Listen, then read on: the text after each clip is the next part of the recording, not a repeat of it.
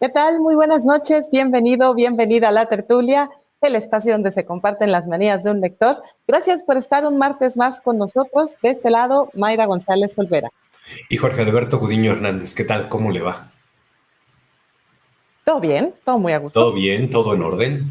Eso me pone de buenas que te entusiasme la tertulia y que te entusiasme que nos vayamos a poner a hablar de libros, aunque vayas a perder en el versus, pero de eso ya hablaremos Ah, después. estás mal, estás muy mal. Yo no voy a perder, yo voy a ganar porque traigo un equipazo. Eso.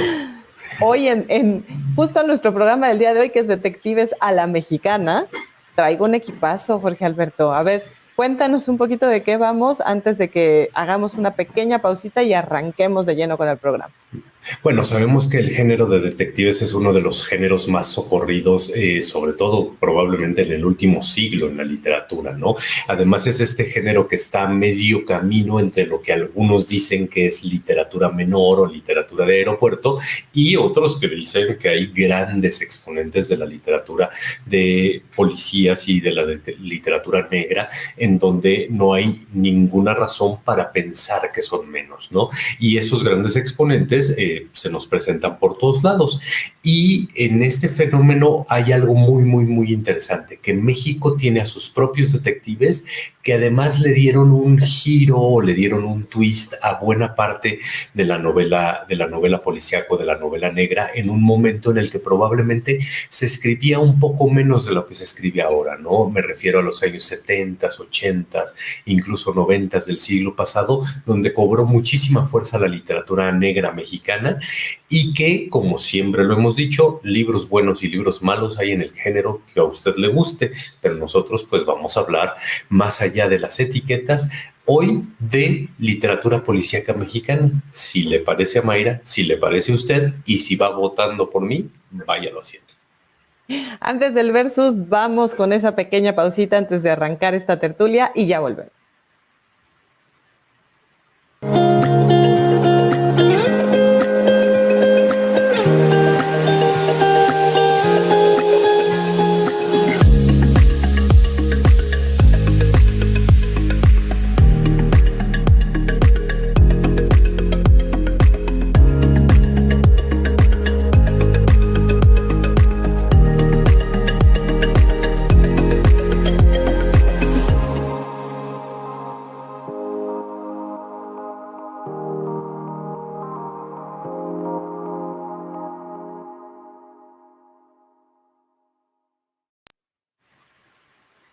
Pues Detectives a la Mexicana, así que, Jorge Alberto, a ver, antes de que arranquemos con el versus, tú tienes tu detective a la mexicana, tú tienes a Susunaga, y estoy segura de que además de tus lecturas de detectives de otras partes del mundo, sobre todo tuviste una fase, o la sigues teniendo, ya nos confesarás, muy fuerte con un crush muy fuerte con la literatura negra nórdica, pero bueno, seguramente también los padres del género negro en México tienen cierta influencia en cómo configuraste a tu personaje, a Susunaga, que es el protagonista de la saga que arranca con tus dos muertos, ¿no? Sí, así es, y una de las cosas que hice sin ser yo un lector especialista, así académico en literatura negra, fue ver la evolución del héroe policíaco, ¿no? Y me quedó más o menos claro que en un principio, quizá los héroes clásicos más famosos eran casi superhéroes, ¿no? Eran buenos moralmente y eran buenos haciendo su trabajo, eran demasiado buenos, y me refiero evidentemente a los casos como Sherlock Holmes, como Poirot, etcétera, etcétera. También me queda claro que luego vino como la temporada oscura de los detectives un poco antihéroes, que de hecho los dos de nuestro versus están ahí en la parte de los antihéroes, más del tipo Chandler, por ejemplo, en Estados Unidos, que son así como los tipos rudos, medio malos, que trabajan de manera independiente y que finalmente tienen una aspiración de justicia, pero no necesariamente siguen las reglas como la seguirían los anteriores. Y después viene como una gran tercera oleada que son los detectives institucionales, llamémosle así, ¿no? Los crímenes se han complicado tanto que normalmente estos nuevos detectives forman parte de las filas de las fuerzas policiales, por llamarlas de algún modo, ¿no? Que es el caso de los nórdicos, es el caso de Wallander, que es un policía en activo, o es el caso de Hieronymus, de Bosch, perdón, de Bosch, el detective de Connelly, que tiene una larga saga, que son parte de... Y que eso sirve sobre todo porque a veces hay que investigar cosas que ya son muy difíciles de investigar pensando en el policía solitario, ¿no? Es decir, muestras de ADN, toma de huellas, todo, entonces requieren como estar arropados por toda la institución. Mi detective Cipriano Zunzunagua está arropado por la institución, por una institución súper falible que es una Procuraduría de México, pero además, a diferencia de todos los detectives anteriores a los que de una u otra forma les interesa la justicia, a mi Zunzunagua no le interesa la justicia. Él sí es un fulano al que lo que le interesa es su beneficio personal. Entonces ese fue como el pequeño giro que le quise dar, ¿no? De ir en esta progresión de que tanto se acercan o se alejan de lo institucional y de la justicia. El mío es institucional porque trabaja en la policía y si no le iría muy mal, pero no le interesa casi nada la justicia. Es un tipo más bien malo el mío. Bueno, es más bien cínico, ¿no? Quizá más que malo. Bueno, tú Pues, porque eres buena persona para con él, pero yo que lo conozco bueno, sí, lo un conoces poco mejor. mejor. Sí. Pues traemos justo detectives a la mexicana, por ahí algunos muy clásicos del día de hoy para el versus. No queremos dejar de mencionar, sin embargo, a los que no estamos incluyendo, Jorge Alberto, no estamos incluyendo por ahí la incursión que tuvo Rafael Ramírez Heredia o por supuesto, a nuestro queridísimo, en paz descanse y admirado escritor Hagenbeck, o Hagenbeck, ¿no? Él nos enseñó a pronunciar Paco. bien su apellido, pero bueno, todos lo conocemos como Hagenbeck, a Francisco. ¿Y quiénes son estos dos detectives antes de entrar al versus Bueno, con los que sí tenemos? el de Paco Agenbeck es Unipascual, este detective, que además es una saga cortita, ¿no? Pero es una saga cortita bastante interesante y bastante entretenida. Recordemos que además Paco era como multigénero y escribía un libro tras otro, tras otro, tras otro. Entonces a veces seguirle la pista a todos era difícil porque había personajes que se repetían, pero bueno, Paco escribió a Sonny Pascal y Rafa Ramírez Heredia pues a Ifigenio Clausel, ¿no? Que Ifigenio Clausel es uno de los detectives mexicanos que mejor me cae. Me cae muy bien porque es un detective de Coyoacán, que es mal hablado, que era muy parecido a Rafa, ¿no? Entonces, eso, no sé, me ponía de buenas, no lo incluimos ahora, porque aunque tiene 4 o 5 libros de Ifigenio Clausel, ya no son tan sencillos de conseguir, ¿no? Y entonces también quisimos que, pues, no solo era un asunto de ganar el versus, sino de que la gente, como siempre, se fuera por los dos libros, el que recomiendas tú y el que recomiendas yo. Y la otra razón es porque, pues en realidad sí escogimos a los dos más emblemáticos de saga policíaca de la literatura contemporánea. Y digo saga policíaca porque no está el complot mongol, ¿no? Porque finalmente nada más es uno, pero bueno, que ese es probablemente el más famoso de todos. Pero si te parece, vamos al versus. Vamos al versus, vamos a esa cortinilla para que nos preparemos, para que nos pongamos los guantes y arranquemos con este jaloneo entre dos detectives a la mexicana.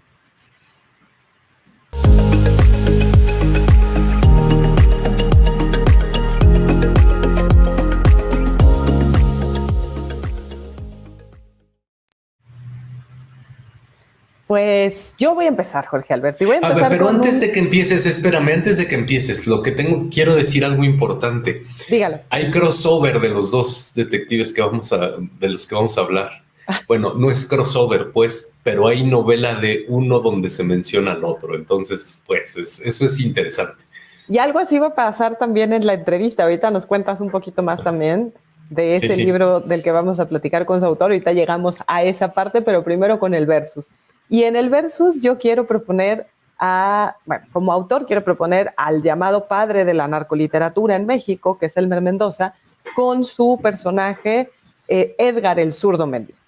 Edgar el Zurdo Mendieta, que nace en Balas de Plata, que nace con esta primera novela y que ya tiene 6 entregas y sigue escribiendo Elmer, buscándole más y más casos a El Zurdo Mendieta, y ya está la 6ª entrega, que es Ella entró por la ventana del baño, en la que me voy a detener un poquito más, porque el versus del día de hoy en realidad tiene más que ver con el personaje y con que ustedes vayan siguiendo la saga que con un solo libro, aunque también nos detengamos quizá en alguno en particular.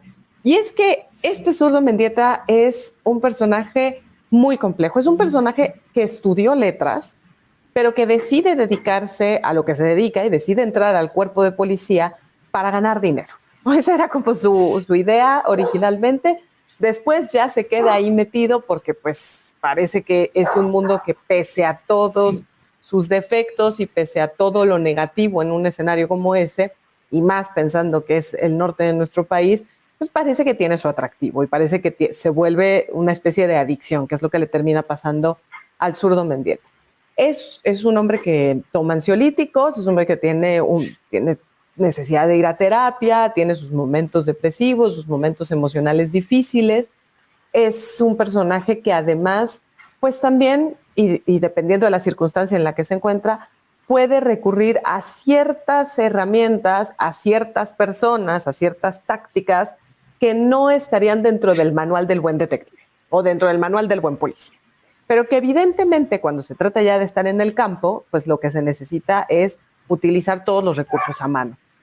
Digamos que no es que podamos hablar de él como un policía corrupto, pero está también dentro del sistema. O sea, hay ciertas situaciones que son cuestionables, pero que tienen que ver con el momento y con el caso en el que se encuentra averiguando, o el caso que se encuentra averiguando. Me gusta mucho de Elmer Mendoza con toda su saga, con estas 6 entregas, por ejemplo, que siempre está el recurso de la música. Entonces, todas las entregas tienen un soundtrack muy particular. Bueno, Ella entró por la ventana del baño, esta última entrega, pues es sin duda un homenaje a los Beatles, un homenaje a esta canción y a lo que sucede a partir de este título y lo que ahora les voy a contar con este volumen, con esta 6ª entrega. Pero siempre hay música, siempre está Santana, o también está Chicago, o también están los Rolling, o también están los Tigres del Norte. Entonces, cada uno de los libros va acompañado de su propia banda sonora. Y luego otra cosa que me gusta mucho también de la saga, de lo que hace Elmer Mendoza y de cómo va configurando a el Zurdo Mendieta, son sus compañeras femeninas, ¿no? Por un lado está Gris, que es una mujer que trabajaba como oficial de tránsito y que un día lo detiene y que entonces él queda tan sorprendido de que esta mujer, pese a que él es policía, lo detenga y sea firme y haga su trabajo, que decide contratarla y decide que es la persona con la que él quiere trabajar y que sea su par y que sea su compañera. Y entonces Gris Toledo es un personaje que va a ser fundamental para apoyarlo en sus investigaciones. Por cierto, en Ella entró por la ventana del baño, Gris Toledo está en su licencia por maternidad y sin embargo está apoyándolo. Sin embargo, por ahí se mete a los archivos y está ahí ayudándolo. Es un personaje que sigue siempre presente.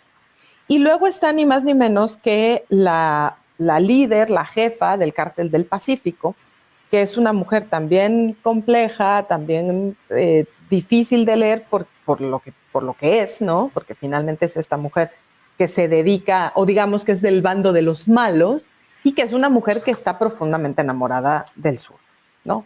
Entonces, tenemos estos personajes femeninos que lo van acompañando, tenemos a los malos malotes, porque en realidad sí que se enfrenta Mendieta al narcotráfico, a los grandes, al crimen organizado en su máximo esplendor, pero también a los policías corruptos, también a la parte negra del sistema. Entonces, todo el tiempo se tiene que estar cuidando de ambos lados. ¿Y qué es lo que pasa para antojarles la última entrega? Y que también es importante decirles que no tienen que leerla en orden, no tienen que leerla, se pueden saltar un título o pueden empezar por este 6º sin ningún problema, porque son novelas que concluyen. Es decir, si leemos la saga completa, sí vamos viendo cómo va evolucionando el personaje y su vida, ¿no? Cómo se va complicando, sus temas amorosos, sus temas eróticos, cómo va él envejeciendo, cómo va ejerciendo o no su paternidad, una paternidad complicada con Jason, con su hijo, pero también vamos viendo cómo evoluciona eso. Esa es la gran riqueza de ir siguiendo la saga en su orden estricto, digamos. Pero como novela se pueden leer de manera independiente. Y lo que pasa aquí en Ella entró por la ventana del baño es que va a estar con dos casos. Un caso que tiene que ver con el siciliano, que es un líder de exmilitares que están trabajando para el crimen organizado, que acaba de salir de la cárcel y que está amenazando a todos aquellos que se vieron inmiscuidos en el caso y que lo metieron a la cárcel. Ya mató a uno de ellos y ya amenazó al zurdo Mendieta, entre otros. Entonces tiene que encontrarlo, tiene que deshacerse de él y tiene que cuidar también a los otros que están siendo amenazados. Pero por otro lado, tiene un amigo ya muy grande, un señor, un empresario, que ya está en su lecho de muerte. Le han dado una semana de vida y este señor le dice, por favor, necesito que encuentres a esta pelirroja. No sé ni cómo se llama. La conocí hace 20 años. Entró por la ventana del baño y esa es toda la pista que te voy a dar. Y claro, pues el zurdo Mendieta no puede dejar que el último deseo de un moribundo quede sin ser satisfecho y se va a meter también en ese bronco. Averiguar y buscar las pistas que lo puedan llevar al paradero de esta pelirroja que un día entró por la ventana. Ese es el zurdo Mendieta y esa es la última entrega de esta saga de el gran y queridísimo Elmer Mendoza. Bueno, nada más una cosa que quiero agregar yo de la saga del zurdo Mendieta es que probablemente él es el detective más culto de todos, no solo por la música, también porque estudió letras y sabe hay una cantidad de referencias en los libros de Elmer por todos lados, ¿no? Y yo quiero hablar de Héctor Velasco Aranchain, el detective de Paco Ignacio Taibo II, a diferencia de la serie del zurdo, que es una serie activa, por llamarla de alguna forma, es decir, se están escribiendo más y más. En teoría, o a decir de Paco, la serie de Velasco Arán ya está terminada, ¿no? Y está terminada aun cuando no está finiquitado el asunto en el arco dramático, pero justo por eso no me voy a ir por la última, ¿no? Me voy a ir del principio hacia adelante, ¿no? La serie empieza en 1976 y se desarrolla en la Ciudad de México y el detective es Héctor Velasco Aranchain, hijo de un vasco y una irlandesa, y es interesante el asunto que mencionaba Mayra del zurdo Mendieta que estudió letras, porque Héctor es ingeniero. Es un ingeniero que además trabajaba en la General Electric, que según yo ya no existe, creo que evolucionó. Yo sí me acuerdo cuando niño había estos letreros de la General Electric, y es un ingeniero que un día su esposa, es un ingeniero de 30 años, o sea, no, un día su esposa cambia el color, cambia la alfombra, no le gusta el color, decide abandonarla y renunciar y dedicarse a ser detective, ¿no? Entonces parece, o en un principio, tiene mucho de este humor muy chilango. Él comparte oficina con un plomero que evidentemente tiene muchos más clientes que él, porque además anunciarse como detective privado, habiendo obtenido la credencial por correspondencia en una época que se hacían cursos por correspondencia, algo que ya tampoco sucede y cosas por el estilo, es muy, muy llamativo. Pero si el zurdo Mendieta es el más culto de todos, probablemente Héctor Velasco Arán es el más puro de todos. Ese sí busca la justicia, no tiene mayores vicios, uno que otro, pero por ejemplo, toma refresco, ¿no? No es el típico detective que se emborracha, que en esa época todos los detectives se emborrachaban, entonces era así como romper un poco, me da la impresión, aunque también me da la impresión de que era algo similar a lo que pasa con Paco, ¿no? Paco no bebe, pero Paco sí fuma, Héctor no bebe, pero Héctor sí fuma, entonces es un asunto así. Me da la impresión también que es un detective de esos a los que se les fue maltratando conforme avanzaban los libros. Yo no sé si Mayra o si ustedes tengan una imagen mental de Héctor Velasco Arán en alguna de las películas, porque hubo dos primeras películas, una con Pedro Armendáriz y otra con Sergio Goyri, pero la imagen que a uno le viene a la mente es un tipo con un parche en el ojo, tuerto, no es tuerto desde el principio, tuerto y le dan de balazos y le pegan y cojea y al final de la serie ya está muy, muy, muy, muy maltratado el señor. el señor de 31 años o luego de 30, o sea, es un jovencito en realidad, Héctor Velasco Arán, al que sí le van pasando factura los casos, ¿no? Como si le fueron o como le empezaron a pasar factura los casos a los detectives de esa época, ¿no? Que ya no les iba tan bien. Al propio Zurdo Mendieta, bueno, sobre todo al hijo del Zurdo Mendieta le pasa algo muy particular en otro de los libros, que también es esta idea de pasarles factura. Y bueno, Días de Combate, la primera novela en la que él no tiene casos, no tiene dinero, pues quemó las naves, tiene dinero suficiente para pagar la renta durante 3 meses. La renta de una oficina, venga, la comparte con un plomero, es una oficinita ahí. Y entonces se entera de que hay un estrangulador suelto que ha matado a 6 mujeres, que primero hubo una periodicidad de 2 o 3 meses entre una y otra, pero recientemente eso se ha apresurado y que en todos los asesinatos deja escrita la palabra cerebro con B chica, ¿no? Con falta de ortografía.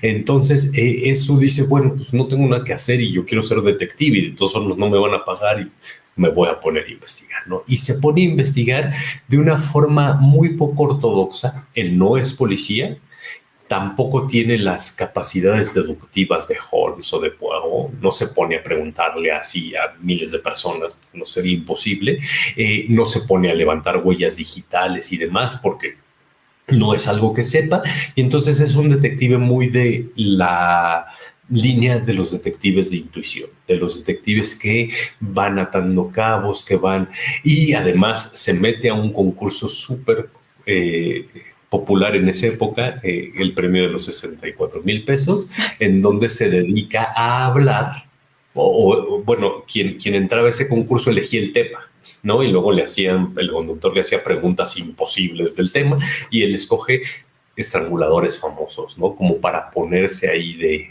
de víctima o de carnada. Empieza entonces así, con Días de Combate, que además están a punto de empezar la serie de Netflix, entonces no sé en cuánto tiempo, pero ya mero va a salir. No sé si va a ser sobre Días de Combate o si va a ser así como una mezcla, porque hay series en las que se mezclan casos como la de Bosch, que salen libros mezclados.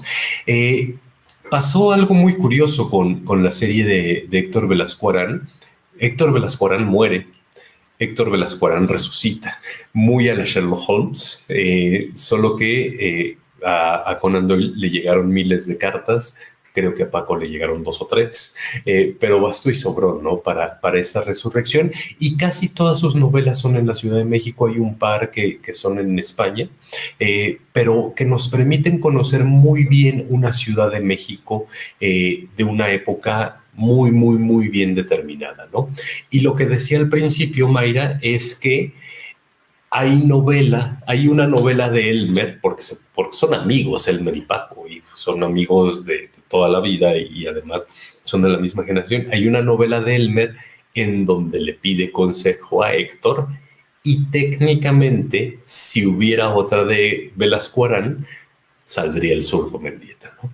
Algo que pasa mucho con el Zurdo Mendieta, que es lo que decías hace rato. En la novela de la cual vamos a hablar hoy con César Silva, en su novela que es una novela policíaca, Sombras nada más, sale el Zurdo Mendieta. Bueno, lo mencionan varias veces. No sale, sino que están contando el problema en el que se metió por ayudarle a una lideresa de un cártel de drogas, ¿no? Es decir, unos personajes que son como puente entre los dos libros están contando lo que está pasando en un libro de Elmer, que no es este último, sino que es otro, y entonces ese extraño crossover se hace, ¿no? Y a mí me divierte mucho. Evidentemente, quien no conoce a los personajes, quien no conoce a Velasco Arán o que no conoce, no pasa nada, las novelas se entienden muy bien, pero si uno sí los conoce, es todavía mejor. Entonces, yo sí empezaría con Días de Combate. Me parece que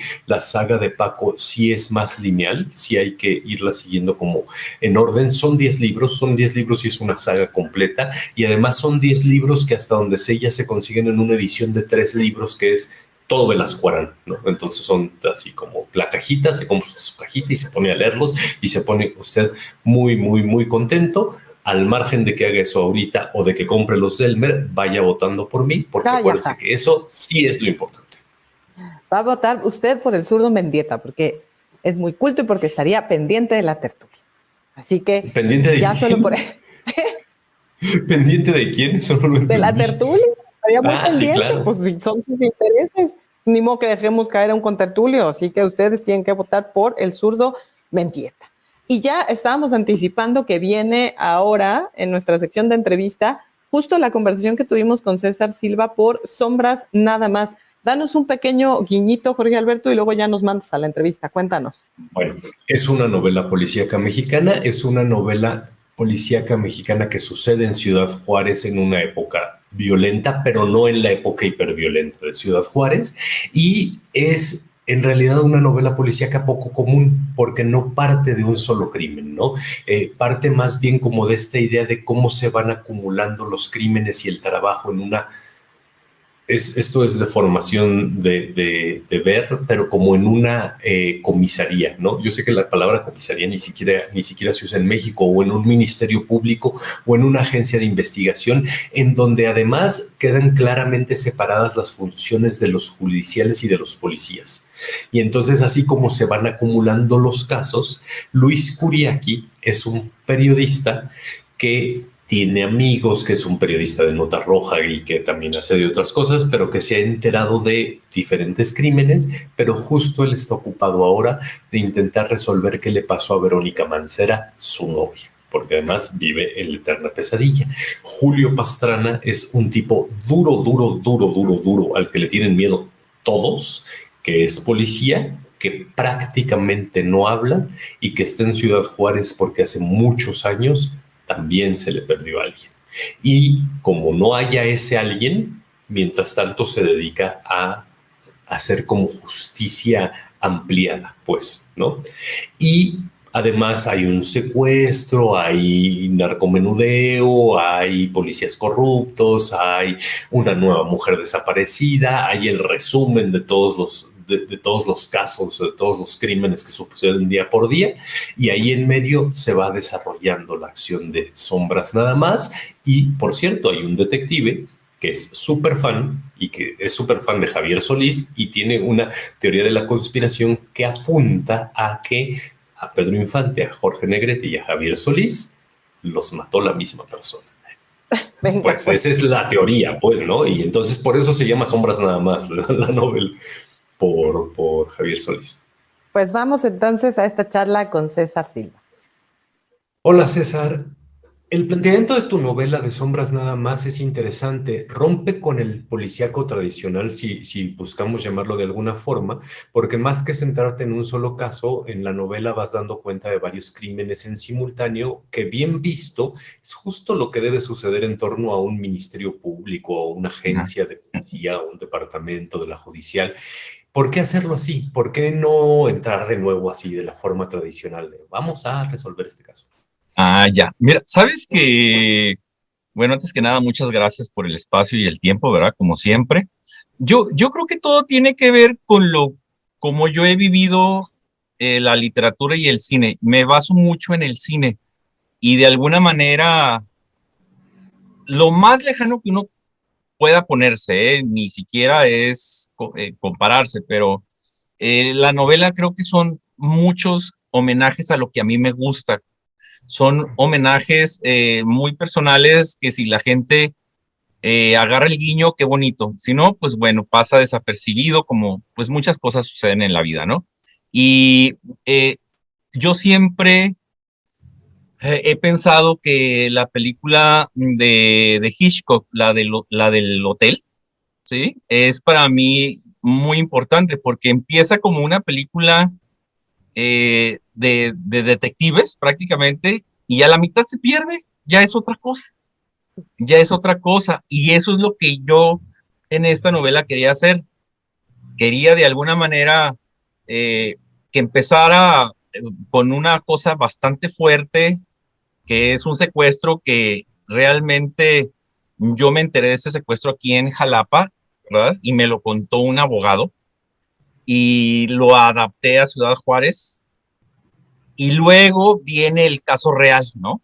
lo que se puede decir, como que la alfombra roja se extiende y empieza a avanzar la gente que tiene que avanzar para lo que quiero que sepa la gente que necesita saber, ¿no? Que es la violencia a la que todos estamos enfrentándonos siempre, todos los días, y deja como mexicanos, no, sino como seres humanos, ¿verdad? Como seres humanos, y, y sí tiene que ver con una violencia de género, por supuesto, pero yo he sido tocado también por la violencia.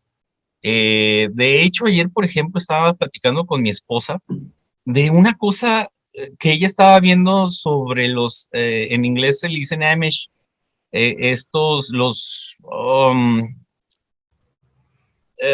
se me fue la palabra, los que viven en Chihuahua, los menonitas, ¿no? Pero los de Estados Unidos, y que dice que es terrible cómo tratan a las mujeres. Y yo le dije, uy, tú no sabes, yo no sé hasta dónde va a llegar lo que está viendo ella, pero por ejemplo, hay un reportaje donde a las mujeres jóvenes les quitan todos los dientes en una plaza popular, o sea, que lo vea todo el mundo, ¿sí?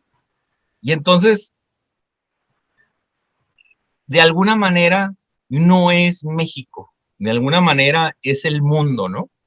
No más que, pues bueno, yo soy juarense de nacimiento y jalapeño por gusto, ¿verdad? Pero de ahí comienza toda la historia de Sombras nada más prácticamente, y está dividido así precisamente para poder llegar a lo que debe de ser, y como dices, Jorge, obvio, obvio que los casos nunca se acaban, ¿no? O sea, está este y luego está el otro y luego está el otro. Lo hago así porque en algún momento de mi vida bueno, no conocí, platiqué yo era muy jovencito, tendría unos 14 años, 13 años, y uno de mis parientes, primo de mi papá, que fue luego asesinado, a él, por ejemplo, que era judicial, nos contaba cosas, y de ahí viene la historia.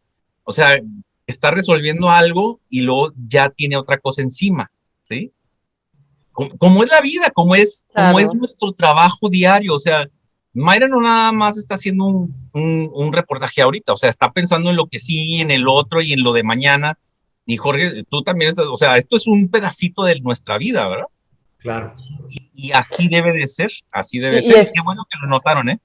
y están los jugadores, ¿no? Casi como de lotería. O sea, también está el constante juego entre el periodista, el judicial, los policías. Ahí, Sí. ¿por qué el acercamiento también, aunque ya estás respondiendo, pero también sobre esta perspectiva, por qué el acercamiento desde varios frentes?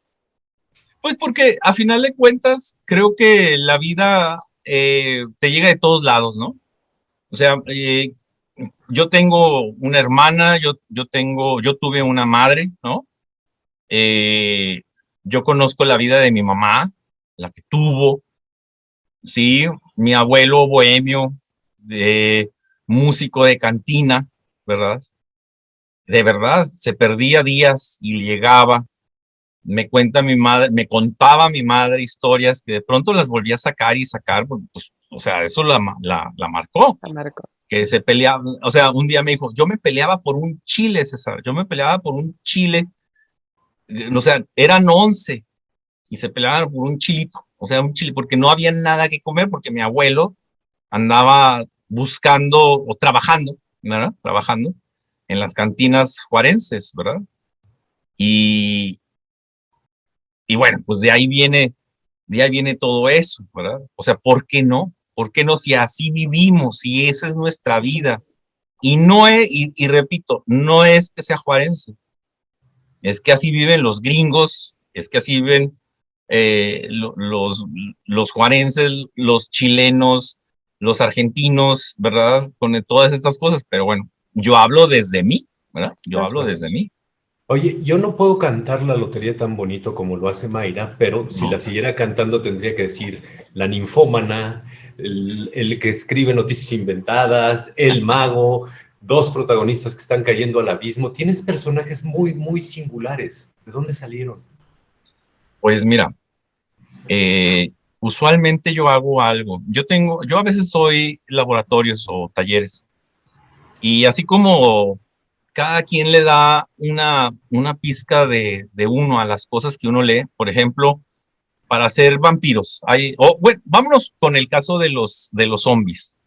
El zombie original es el que avanza lentamente y luego y sales corriendo, no te va a agarrar. Nomás que en la película salta de la película salta del otro lado y ya te agarró, ¿no? O sea, ya te muerde aquí, ¿no?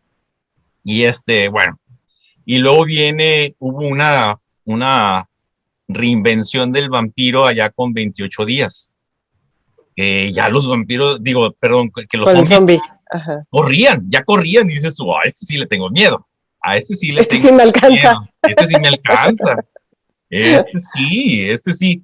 Y entonces todos los autores, igual pasa con los vampiros, ¿eh? Tenemos al vampiro original y luego al vampiro de Bram Stoker que no es romántico y luego viene Coppola y lo vuelve romántico, más todas las películas que están alrededor de eso, este amor por el otro, y no es cierto, todo eso es mentira. O sea, el vampiro original pues, prácticamente es la plaga, ¿no? Es la plaga, así tal cual. Y cada quien lo ve, lo que quiere ver, porque pues lo ve a través de los ojos de la primera persona. Y entonces Ujú. yo vi una sombra, yo vi un animal, yo vi una rata, yo vi neblina. Y entonces desde ahí dices tú, ¿cómo no le puedo creer?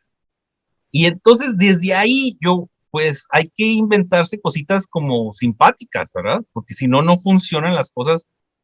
A final de cuentas es literatura, a final de cuentas es lo que uno quiere, yo quiero, es darte una vuelta cada vez que le estés dando la vuelta a la hoja, que no sabes qué te vas a encontrar, ¿no? Cómo es la vida. O sea, Ujú. para mí la vida cambia cada 6 meses. Sí, esta vida que tenemos ahorita es la que sabemos, porque me está entrevistando, Mayra me está entrevistando, estamos platicando los tres muy a gusto, y en 6 meses algo sucede, y César Silva ya no está o ya está en otra cosa, Mayra se fue a París, que espero que sí lo hagas, ¿no? Jorge se fue a Chiapas y allá anda, y entonces todo lo que conocíamos como vida ya cambió y ya no existe. Y entonces para mí la vida cambia cada 6 meses. Por eso así tienen que ser los personajes, ¿sí? O sea, hay un mago que hace magia de verdad. Está la ninfómana que trabajé mucho en ella porque es una construcción de mujeres que conozco de alguna manera y Ujú. aparte de todas las entrevistas que he leído y he visto y todas estas cosas, y va saliendo. Y lo más importante es que cuando yo me atoro con algún personaje, por ejemplo con ella, que es Rosana, pues yo le pregunto a amigas, yo le pregunto, oye, ¿esto es real o no? Y dice, no, sabes que así no, yo lo haría así. Y a lo mejor pega, entonces le pregunto. Si no pega, le pregunto a otra hasta que hago un armazón de todo eso. Y yo creo que por ahí va funcionando la cosa. Oye, y de personajes, la ciudad es un personaje y tú ya no la estás habitando, aunque todos la habitamos en sombras nada más. No sé si también la distancia te ayudó a crear todavía mejor este personaje que es la ciudad. Pues yo creo que sí, sabes que cuando yo vivía en Juárez, yo escuchaba hablar sobre la tercera nación. Y Ajá. así, la tercera nación acá, la tercera nación allá, iba y venía la tercera nación como concepto. Y como lo tienes muy pegado a los ojos, pues no sabes qué es la tercera nación. Hasta que pasan los años fuera de esa tercera nación y dices, sí. O sea, Ciudad Juárez o la frontera, vamos a poner la frontera, Uh-huh. no es Estados Unidos, es más México de lo que uno cree. Y hay una añoranza siempre en ese México. O sea, yo iba a restaurantes donde quieres tacos estilo Ciudad de México, ¿sí? O cócteles de camarón que son riquísimos, extrañamente, estilo Sonora, Sinaloa, perdón, Sinaloa. O tacos estilo cochinita pibil, estilo Yucatán, Mérida. ¿no? Mérida, o sea, todas estas cosas que uno va jalando, porque como Ciudad Juárez es un puerto, a final de cuentas, donde mucha gente cruza, pero otra se queda, ¿sí? Claro. Y ahí es donde se hace esta amalgama de la añoranza hacia el norte y de la añoranza hacia el sur. Yo, por la naturaleza de mi familia, que soy el único que vive en México ya, de mi familia nuclear, en vez de subir, bajé, ¿no? Yo vivo en Jalapa, pero lo natural es que yo hubiera, como ingeniero, haber vivido en Ohio y luego Claro. moverme al Paso y luego vivir en Juárez con el sueldo de Estados Unidos. Ese es usualmente lo que uno busca. Entonces ya tienes en un sueldo gringo, en una casa mexicana, donde el dinero pues es lo doble, es decir, de lo que es y vives muy a gusto. Y luego terminas en Estados Unidos, como todos mis amigos han terminado en Estados Unidos. Pero a mí sí a mí de alguna manera eso no me gustó, fíjate. A mí me gusta la vida del mexicano y sí hay el México fronterizo, esa tercera nación, aún y que es llena de añoranza, no es este México que esté vivo. O sea, allá hay tacos estilo Veracruz, aquí como tacos Veracruz, ¿no? Y se parecen y se pelean. El otro día estaba oyendo una historia de una persona que decía que las albóndigas en Chipotle llevaban menta o hierbabuena, ¿no? Ajá. Muy categóricamente. Y yo decía, bueno, pues en Juárez apenas si hay carne y chile chipotle. O sea, entonces así las albóndigas en Juárez no llevan menta, pero acá hasta se hace categórico, ¿no? O sea, no, tiene que llevar. Si Y no, yo, no es albóndiga. No, no, es otra allá, cosa. allá hay carne con arroz, le pone la bolita con arroz, sal, pimienta, chile, tomate, cebolla y chipotle y ya. Y ese es tu albóndiga al chipotle, ¿no? No, digamos que esas son unas bolas de carne guisada. Exacto. Y muy buenas, ¿eh? Y muy Que buenas. no Sí, pueden Muy ser buenas. llamadas sí, albóndigas. hierbabuena. Algo así, algo así. Oye, Pero bueno, César, por ahí va. un par de cositas más. Me llamó mucho la atención que en tu novela hay un montón de violencia, ya lo dijiste, pero que no te engolosinas con ella, es decir, no haces largas descripciones casi gore al respecto, sino que a veces basta una frasecita. Y la otra cuestión es que uno se queda al final de tu novela con la impresión de que más allá de las instituciones, lo que termina resolviendo los casos o proveyendo una suerte de justicia, lo que quiera que eso sea, es la voluntad de unos cuantos más que la ley. Es como el Sí. retrato de lo que sucede. Eso sí te salió tal cual. Pues mira, yo creo que Pastrana, el agente Pastrana y Luis Curiaki son muy románticos, ¿sí? Mm, yo he platicado con gente, pues ya tengo 48, ayer cumplí 48 años, ¿no? Felicidades. Bueno, el 10 de julio cumplí 48 años para que se entienda, ¿no? Entonces, el 10 de julio cumplí 48 años y yo me acuerdo cuando yo tenía 30, quizá mi romanticismo me mantiene en México, fíjate, ¿sí?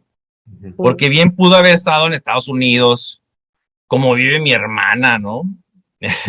Etcétera, que ustedes, o sea, ustedes han de saber, pero aquí uno hace la vida como puede y trabaja diario y ellos también, pero de otra manera, es otro mundo. Y entonces Julio Pastrana y Luis Curiaquis son ese treintañero, aunque estén mayores y maduros. Bueno, Luis Curiaquis sí tiene como 30, ¿no? Pero Pastrana, que ya es mayor, de todos modos, él cree en sí, él cree en su justicia, él cree en su propio mundo y él quiere hacer las cosas que él quiere hacer para detener lo malo y pues detiene lo poquito, ¿no? Hay un romanticismo, no confundir con el romanticismo del tipo que va en la playa y avienta conchitas vivas al agua, ¿eh? No, no, eso no. Ese para mi gusto es un poco jugarla a Dios, ¿sí? O sea, yo voy a salvar esta conchita, ¿sí? Está almeja, y ya no va a comer el otro, es el pajarito que la quiere, ¿verdad? Yo estoy hablando de algo más romántico y más profundo, que es que si tú me haces algo, yo te lo regresaré. No, yo buscaré cómo arreglar eso. Y Luis Curiaqui tiene la palabra y Pastrana tiene la fuerza. O sea, de ahí viene. Y yo, cuando yo era joven, yo oí cómo golpeaban a una mujer, ¿sí? Pero yo no me puedo meter. A mí me mandaron al hospital por defender a una persona, ¿sí? Y entonces te das cuenta, y la persona a la que defendí cuando me mandaron al hospital nunca me dijo nada, ni me agradeció, que no esperaba que me agradeciera, ni que me fuera a visitar, pero con los años dices tú, bueno, y se enteraría de que hicieron, Claro. lo que me costó el hospital. Ella nunca se enteró esta persona, y, y mi tío me acuerdo que me decía, tú nada más defiende a tu familia, y yo no creo en eso, pero nada más puedo eso. Entonces la voluntad de los pocos, es la voluntad de los pocos para que pues ahora sí que la vida funcione, ¿no? O sea, la voluntad de nosotros es lo que hace que funcione en una comunidad. Es extraño porque no es individualista, pero de los pocos sale para que funcione lo demás. Es raro, es raro. Oye, y seamos serios, y cuidado con tu respuesta, porque aquí yo apago mi cámara, ¿eh? Échale. Jorge Negrete, Pedro Infante o Javier Solís. Javier Solís. Hijo, me voy. Mayra. Permiso. Pero Pero tiene una razón. hagan de cuenta hay que una razón. desaparecí. No, pero hay una razón. Desaparecí. No, fíjate. No. Mi padre es de San Luis Potosí y cuando yo escuchaba la canción de Yo soy de San Luis Potosí, del barrio de San Miguelito, ¿dónde, manito? ¿Dónde? Y etcétera, etcétera, etcétera. Sí, yo sabía quién era Jorge Negrete. Pedro Infante, me gusta la voz, sí, obvio. Pero mi madre, el primer disco, es como cuando comes lo primero o sea, es como la película de Disneylandia de la ratita, ¿no? O sea, comes algo y te remite a tu infancia. Y Javier Solís me remite a mi infancia. Javier Solís era el único, había 3 discos en mi casa y entre los 3 discos estaba el de Sombras, que es de los 15 éxitos, ¿sí? Y había 2 canciones importantes para mí. La de En mi viejo San Juan, que cuando yo era niño yo pensé, ahí es donde uno sabe lo que es la interpretación. O sea, Javier Solís interpreta que es de El viejo San Juan.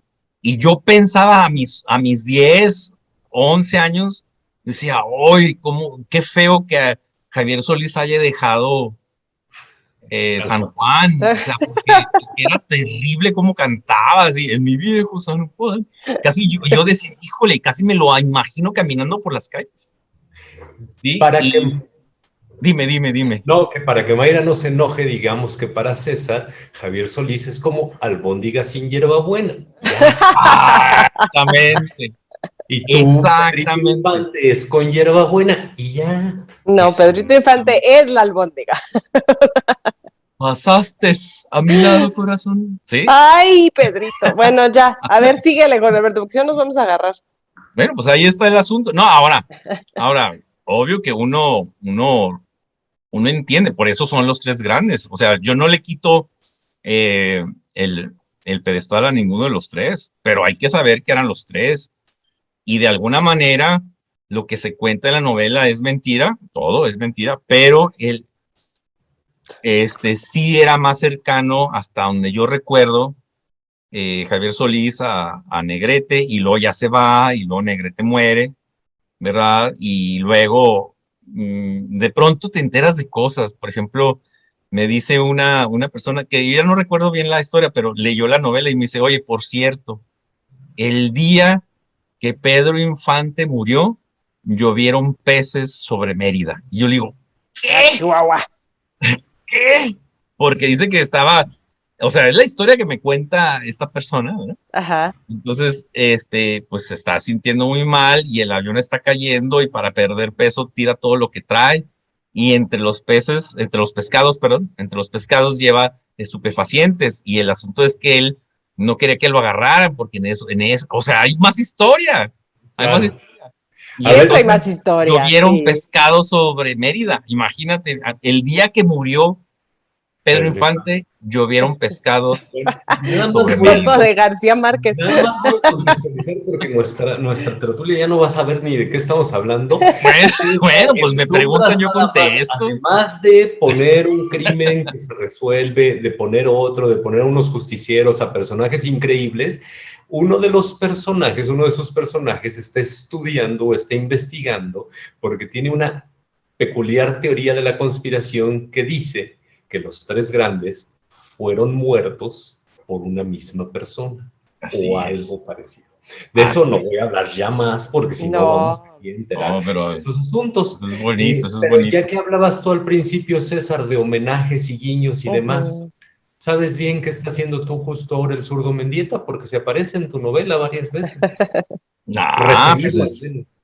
claro. De hecho, cuando estaba escribiendo la novela, precisamente estaba leyendo la novela que se cuenta en Sombras nada más. O sea, yo leí la novela de, de Elmer Mendoza y yo decía, híjole, ¿cómo puedo hacerle? Pues que no salga, pero que salga, ¿no?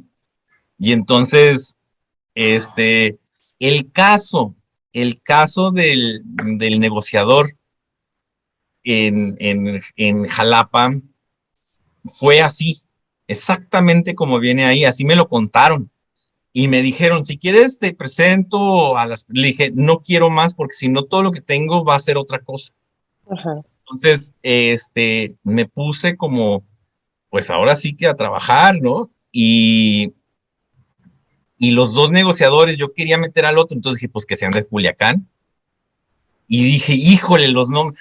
Para mí los superhéroes, los superhéroes son importantes. O sea, Batman es muy importante para mí, no por, o sea, simplemente por la idea de Batman, ¿no? O sea, estamos hablando de un personaje que son muchos personajes. Siempre se habla de Batman, que es Batman y Bruce Wayne, ¿no? Ve, Ajá. pero también hay otros Batman que en la película nueva aparecen de pronto. Pero en Batman Año uno de Frank Miller, Bruce Wayne aparte de disfrazarse de Batman, se disfraza de un tipo con una marca aquí en la cara. O sea, son como, y de un sin techo, de un homeless, anda por ahí. Y él es, o sea, no nada más es Batman, es varios. Y en unas caricaturas él juega póker con los malos, disfrazado. Entonces nunca se sabe quién es Batman realmente. Y entonces esa figura es muy importante, ¿no? O sea, ser el que nunca es o ser muchos, que somos todos. Ujú. A fin de cuentas, todos somos muchos, ¿no? Todos siempre estamos mintiendo. Entonces ya tenemos a ese. Pero, pero yo quería poner a superhéroes de carne y hueso y ¿quién iba a ser? Pues el negociador, ¿verdad? El negociador. Y dije, híjole, y me dio mucha emoción cuando se me ocurrió el nombre porque cuando yo era niño, vi una novela, creo, bueno, unos capítulos, porque realmente las novelas nunca me han interesado, pero yo creo que era la de, no sé cuál novela, de alguna Ajá. novela de quinceañera, donde el entrenador de atletismo se apellidaba Botello. Y entonces burlaban del nombre de Botello. Botello, decía uno de los personajes, Botello, el director, Botello va a venir. ¿Quién es Botello? Y yo dije, ¡uy!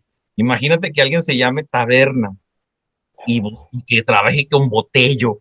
O sea, para mí eso es, pero también es porque es así es la vida real. Ayer estaba hablando con Elmer Mendoza y mi esposa y yo cumplimos en el mismo día, ¿no? Ajá. Las coincidencias de la vida. Pero no, ahí no se queda la cosa. Me dice, oye, es que a veces yo juego con Eleonor, que es la esposa de Elmer, a, a ver de gente que se apellida raro. Por ejemplo, la gente que se apellida con nombres con partes del cuerpo como cabeza, ¿sí? Y yo le dije, bueno, está bien, yo conozco a alguien que se llama Francisco Órgano. Dice, eso nunca lo había escuchado. Y luego hablamos de otras cosas. Y le conté de un día que cuando yo era ingeniero, tengo que hablar con un cliente yo estoy en Ciudad Juárez y hablo al sur a una planta ensambladora de autos y me dan los nombres de las personas con las que debo de hablar y ahí me las ponen. Y entonces inmediatamente suena el teléfono, levanto y digo, oiga, ¿está Andrés sentado o Julia parada?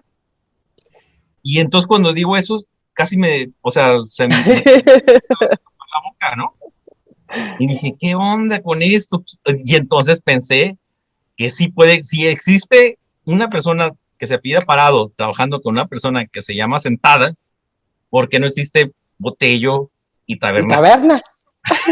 Eso es bonito, eso es muy bonito. Y hay muchos ejemplos. Hay un tipo en Estados Unidos que se apellida Menso, con Z. O sea, es como Jim Menso. Entonces, ¿cómo? Pero ya es con Z, entonces ya no es menso de nosotros, no es otro menso, ¿no? Es más. César, muchísimas gracias. Sombras nada más es tu más reciente novela. Por acá ya la presumimos mucho en estos minutitos y está pues en todos lados, así es que usted sabe que va a encontrar un poquito de todo eso. Juan Alberto, ¿estás levantando la mano como en la escuela? No, estoy señalando igual que César. Ay, pensé que querías opinar. Yo dije, por favor, si es tu programa. Pero bueno, despídete entonces. César, mil gracias. La voy a señalar con un compás en homenaje a tus Sí, para que no. Muchas gracias por el tiempo. Por acá también soy ingeniero, entonces todo está como en casa. Por eso nos entendemos, Jorge, por eso nos entendemos. Ni Hierbabuena, ni Pedro Infante, ni ingeniera. Yo creo que hay que despedirnos ya. Vámonos ya, mucha faltaron novela. faltaron cosas que un día lo contaré. Bye. Claro que sí, muchísimas gracias, César. Cuídate mucho. Bye. Pues ahí está César Silva y ahora ya que estamos en lo último del programa, ustedes dirán, ¿y los huerfanitos? Bueno, tenemos huerfanitos Vaya, se los quería quedar. Porque finalmente con eso del que estamos leyendo, que es la última sección, pues queremos nosotros también sembrarles ahí en su biblioteca varias razones para que nos manden sus videos diciéndonos que ya están leyendo uno de estos títulos. Y tenemos de JJ Benítez, Materia Reservada. Tenemos una de estas novelas que siempre son un éxito porque vaya que el tema sigue dando, que es ni más ni menos que Putzi, el confidente de Hitler, de Tomás Snegarov. Aquí está también que nos envían nuestros amigos de Seix Barral. Y finalmente el arranque de una trilogía histórica, que es La guarida del lobo, de Elodie Harper. Aquí está también para que ustedes manden un correo electrónico a, sin embargo, ay, perdónenme, chicos, se me acaba de ir el correo. Sin embargo, @gmail.com. Muy bien, Alberto. Estoy en todo. Yo les digo que Mayra se quiere volar los huerfanitos. Ya tuvo que intervenir la producción a rescatarme. A ver, otra vez, que lo dijiste muy bonito. Sin embargo, @gmail.com. Ya apareció en pantalla, entonces ya además es muchísimo más sencillo. Y así adopta usted sus huerfanitos. Así es, los primeros 3 que manden un correo a esta dirección y nos digan cuál es su detective de toda la literatura universal, no solamente mexicano, cuál es su detective favorito y por qué, los primeros 3 correos electrónicos que lleguen van a tener una respuesta también al correo electrónico para que puedan hacerse acreedores a uno de estos 3 huerfanitos. Ahora sí, vamos a ver qué es lo que tenemos en nuestra mesita de noche. ¿Qué estamos leyendo? ¿Qué lees?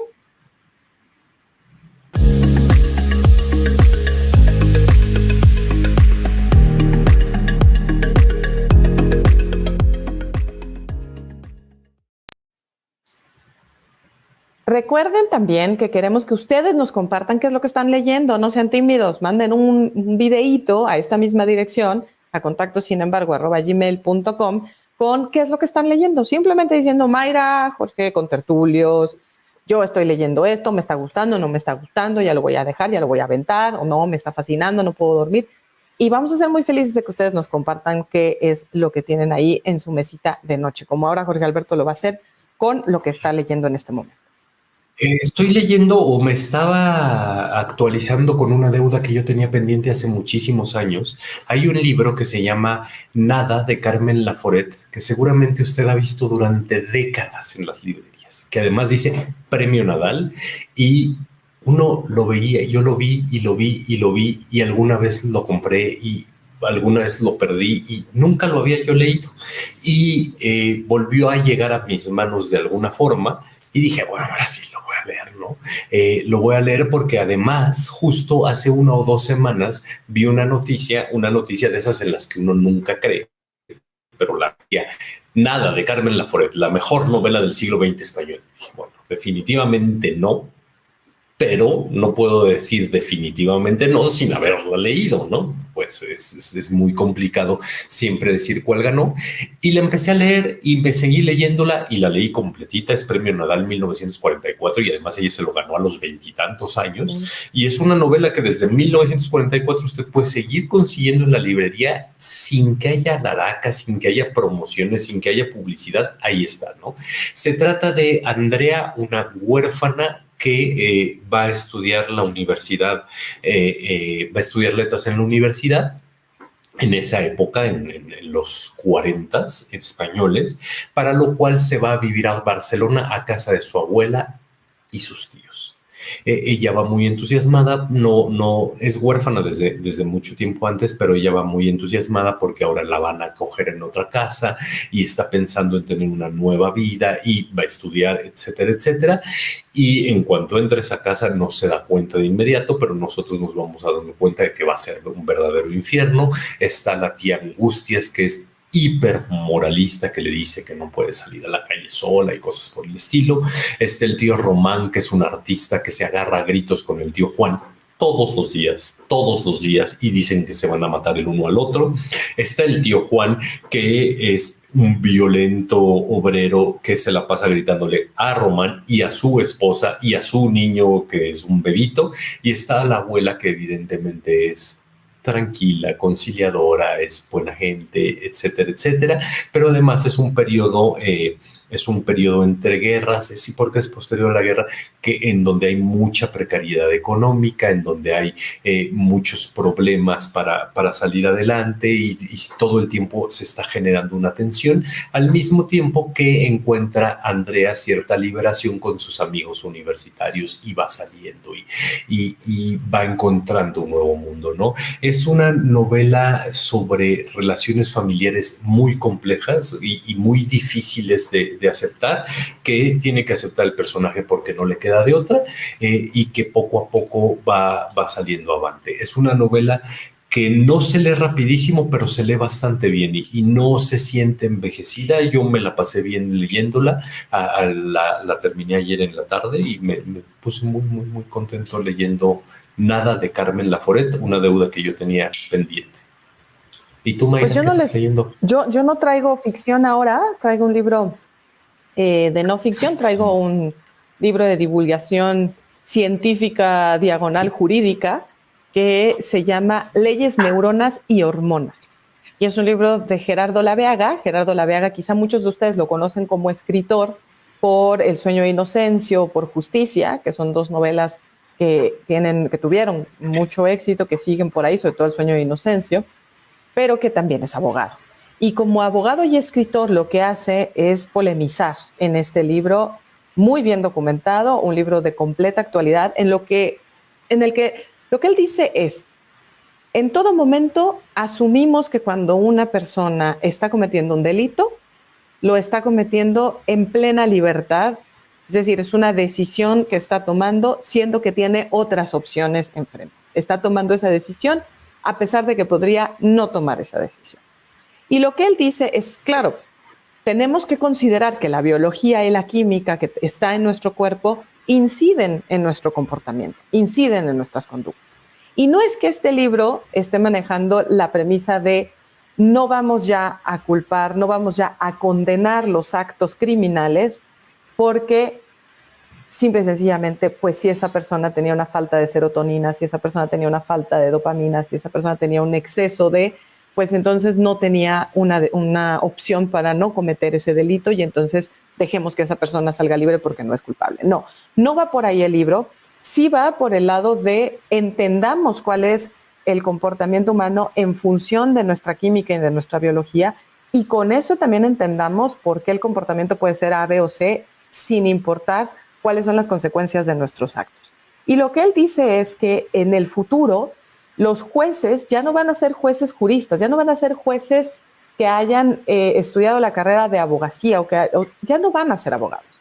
Que los jueces en el futuro van a ser biólogos o van a ser farmacobiólogos o van a ser químicos o van a ser quienes puedan entender a esa persona que tienen frente a ellos y puedan también definir cuál es el castigo que tienen que tener, que ya no va a ser la prisión, que ya no van a ser 20 años, sino que va a ser, pues a usted se le va a inyectar tanto, a usted se le va a reducir tanto su nivel de estrógenos, a usted se le va...